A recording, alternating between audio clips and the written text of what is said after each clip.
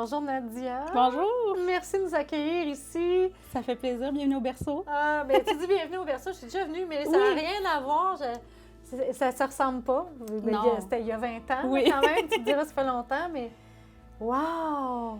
C'est magnifique. Merci beaucoup. On est une toute petite équipe, mais on travaille très fort. On a eu la chance de faire des rénovations de la bâtisse complètement. Donc, c'est des locaux lumineux. C'est vraiment super le fun pour les mères et puis les parents d'arriver ici. C'est comme une maison, un peu. Une maison, oui, c'est ça. Tu te sens comme dans une maison. Exact. Un petit cocon. Fait que raconte-moi. Oui. Pour la petite histoire, ça part de où, ça? Ça remonte à quand, la création de cette OBNL-là? Exact. OBNL?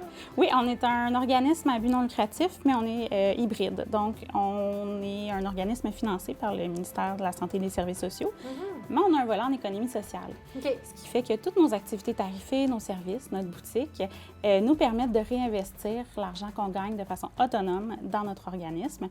Donc, on n'est pas seulement dépendant du financement. C'est vraiment super intéressant pour nous. Tout à fait. Le berceau, c'est né en 1985, donc ça a quand même du vécu. C'est deux infirmières en périnatalité qui ont démarré l'organisme. Le but, c'était vraiment d'offrir aux parents qui se reconnaissaient un petit peu moins dans ce qui était offert dans le réseau à ce moment-là, de leur offrir des rencontres prénatales qui leur ressemblaient plus, qui étaient plus en lien avec leurs valeurs. C'est le reste... Le reste est histoire. Exactement. Le reste est histoire. Oui. Puis, dans le fond, ce qui est intéressant aussi, c'est que c'est les gens qui viennent ici qui font vivre le berceau. Je ne sais pas comment dire ça, mais j'avais le sentiment quand je venais ici que je faisais partie d'une communauté puis que ma présence était importante, que j'étais une spécialiste, même si je me sentais bien démunie. Dans mon rôle de maman, de nouvelle maman. C'était ça, hein, que vous... C'est encore ça aujourd'hui, je pense. Exactement. Ça me fait beaucoup plaisir d'entendre ça parce qu'effectivement, au berceau, on ne se place pas en position d'expert. Pour nous, l'expert, c'est vraiment le parent. Une de nos missions premières, c'est vraiment de renforcer le lien d'attachement parent-enfant par des activités, par des groupes de soutien, par tout ce qu'on peut offrir, par de l'accompagnement ponctuel aussi. Puis c'est aussi de briser cet isolement-là qu'on peut ressentir quand on accouche. On se sent souvent, c'est une grosse étape dans la vie, c'est vraiment une période charnière, puis où nos repères sont un peu chamboulés. Donc, pour nous, c'est vraiment important d'avoir une approche vraiment très, très humaine, puis de redonner confiance aux parents. C'est lui l'expert de son enfant. Nous, on est là pour donner de l'information, puis pour aller piger là-dedans dans ce qui convient à sa famille, dans ce qui convient à ses valeurs. Donc là, tout ce que tu viens de m'expliquer, ça se décline en plein d'actions. Oui. Plein de services que vous offrez. Est-ce que tu peux me les énumérer? Oui, il y en a vraiment beaucoup. Donc, à la base, on a des activités. Nos activités fortes, c'est les rencontres prénatales. On a du yoga post et prénatal. On a des ateliers pratiques de préparation à l'accouchement, des ateliers d'apprentissage, donc des ateliers de portage, ateliers sur la DME, qui est une façon de passer du lait à dans le fond. À la nourriture. Exactement, sans passer par les purées. Non, mais pour vrai, moi, dans mon temps, ça n'existait pas. Non! Puis je me souviens, je laissais mon fils une tranche de vie. Il mangeait avec ses doigts, puis il avait du plaisir. Je veux dire, mais comment je veux pas l'arrêter à avoir du fun, mais c'était au désespoir des deux grands-mères qui disaient, mais oui, mais il s'en met partout. C'est un sport, effectivement. C'est un sport extrême, oui. Mais donc, s'il y a des parents qui veulent en savoir plus là-dessus, c'est une formation qu'on offre avec une nutritionniste. On a beaucoup de partenaires aussi, on n'est pas seul, donc pour nous aider là-dedans. On a des cours de RCR, d'ateliers de langage des signes. C'est le fun, des fois, d'échanger avec bébé. Donc, dans le fond, on apprend des signes simples à bébé. Dès l'âge de 6 mois, il va être en mesure de se les approprier pour comme manger. Exactement. Encore. Donc, pour nommer son besoin, c'est vraiment super mignon. À la garderie, il y a beaucoup de garderies qui commencent à utiliser ça aussi. Donc, ça va pouvoir aider les parents aussi à comprendre mieux les besoins de l'enfant parce que quand ils ne parlent pas, c'est un défi. Oui, vraiment. Puis ça crée de la frustration. Exactement. J'imagine que ça enlève de la frustration à l'enfant. Exactement. Oui, tout à fait. Donc, on offre tout plein de cours. On offre aussi des groupes de soutien. Donc, on a un groupe de soutien qui s'appelle Les Merveilleuses qui aide les mères qui vivent des moments difficiles avec l'arrivée de bébé. On sait que pour la plupart, ça va être beau, ça va être le fun, mais il y en a qui vivent vraiment un déséquilibre à ce moment-là. C'est pas comme ils l'espéraient. Il y a une anxiété de performance aussi, d'être une bonne mère, d'être une bonne épouse, d'être une bonne travailleuse. Donc, qui arrive... d'être parfaite en tout. Exactement. Là, et dans le rôle de mère, mais qu'on apprivoise. Exactement. Avec un bébé qui vient pas avec son guide d'emploi. Exactement. Donc, le groupe Les Merveilleuses est là pour les accueillir, les accompagner. C'est un groupe d'entraide mutuelle qui va viser les mères. On parle de dépression postpartum, mais que ça soit diagnostiqué ou non, on accepte tout le monde qui vit ce déséquilibre-là, cette anxiété-là. Puis c'est pas un groupe de thérapie, c'est vraiment un groupe d'entraide mutuelle. Donc, les mères vont se réunir une fois par semaine avec des intervenants, puis elles vont échanger sur divers sujets. S'il y en a une qui arrive avec un gros bagage cette journée-là, bien, on lui fait de la place puis on l'écoute. Oh mon Dieu! tu me parles, puis je trouve que c'est tellement pertinent. Ça aurait dû toujours exister, ça. Ça fait 10 ans. Le soutien de sa communauté. C'est exactement ça. Le filet social qu'on perd, on dit que ça prend un village pour élever un enfant.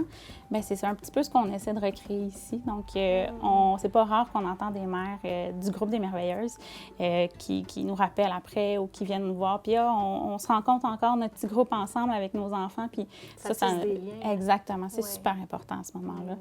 On a des groupes sur le deuil périnatal aussi. Donc, c'est aussi en lien avec la périnatalité. Puis, vraiment, peu importe le deuil, que ce soit une interruption de grossesse, que ce soit une fausse couche, que ce soit pour peu importe raison, les parents ont perdu un enfant, bien, on est là pour les accueillir, pour les accompagner là-dedans, qui est un deuil qui est un peu invisible. Oui. Donc, puis qu'on se fait dire des fois, hein, puis ça, on est tellement nombreuses qui disent, inclus en tant que femme, on se fait dire souvent, quand quelque chose comme ça arrive, puis même si c'est au premier soubresaut, tu sais, c'est pas grave, t'es jeune, tu vas en avoir, inquiète-toi pas. Ça reste un deuil. Ça reste un deuil. Tout à vous fait. les accueillez? Oui, tout à fait. Okay. On offre donc encore du soutien de groupe. C'est important pour nous vraiment de créer une communauté, de tisser des liens, de permettre aux parents d'échanger entre eux, de se rendre compte qu'ils ne sont pas tout seuls à vivre ces moments-là. Donc ça, pour nous, c'est super important. Dans une autre catégorie, bien, on offre aussi des services, donc des rencontres prénatales privées, si c'est quelque chose qui intéresse plus les parents. Location de vêtements de maternité, on sait que c'est quelque chose qui coûte extrêmement cher, qui fait très peu longtemps, donc puis ça encourage l'économie circulaire aussi. Donc de réutiliser des vêtements qui servent sinon quelques mois, donc c'est un petit peu plus vert. On offre de la location de tire-lait aussi, donc de grade hospitalier. Des fois, si on en a besoin, il y a des mères... Ça coûte cher. Ça coûte extrêmement cher. Qu'est-ce que tu veux faire avec ça après? Exactement. Puis ici, on ne demande pas de dépôt.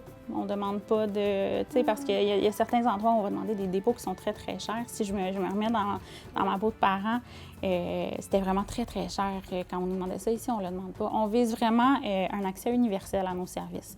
Donc, peu importe qui vous êtes, votre situation sociale, vous arrivez comment, on va vous prendre. Donc, dans les autres services qu'on offre, on offre un soin thalasso-bébé. Donc, ce soin-là est offert entre le 3e et le 30e jour de vie de bébé. Ça va lui permettre vraiment de se détendre. L'accouchement peut être assez traumatique des fois, donc c'est difficile de venir au monde.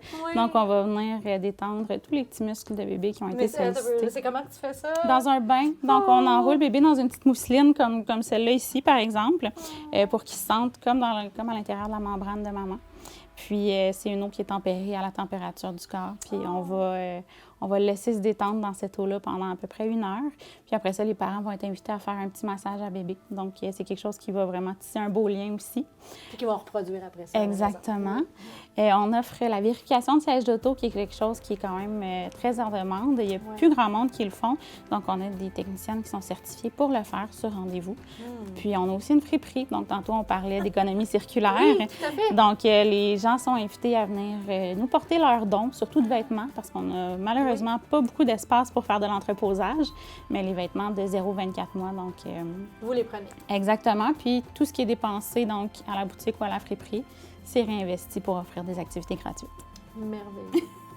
C'est pour les gens de la vallée du Richelieu? Tout à fait. Okay. Donc, nous, on dessert vraiment le territoire du CLSC des Patriotes pour certaines de nos activités. Je pense, entre autres, à un autre service dont on n'a pas parlé, qui est notre service de répit à domicile, les relevailles. Celui-là, on est obligé, dans le fond, de desservir seulement le territoire du CLSC des Patriotes parce que nos intervenantes ne se déplaceront pas à l'extérieur.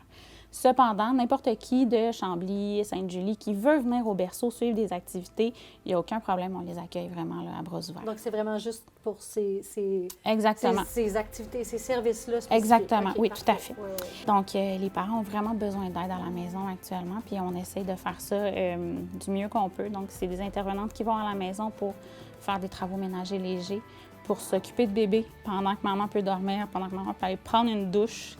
Donc, c'est des petits blocs de 2 à 3 heures là, pour que les parents puissent vraiment avoir du répit. Des fois, même, on va s'occuper de bébé pendant que maman fait son lavage parce que c'est ça qu'elle a envie de faire. Oui, oui. Donc, on est là pour ça. Ça coûte combien, ça? Ce service-là, en fait, c'est un tarif qui est modulé selon les revenus familiales et le nombre d'enfants.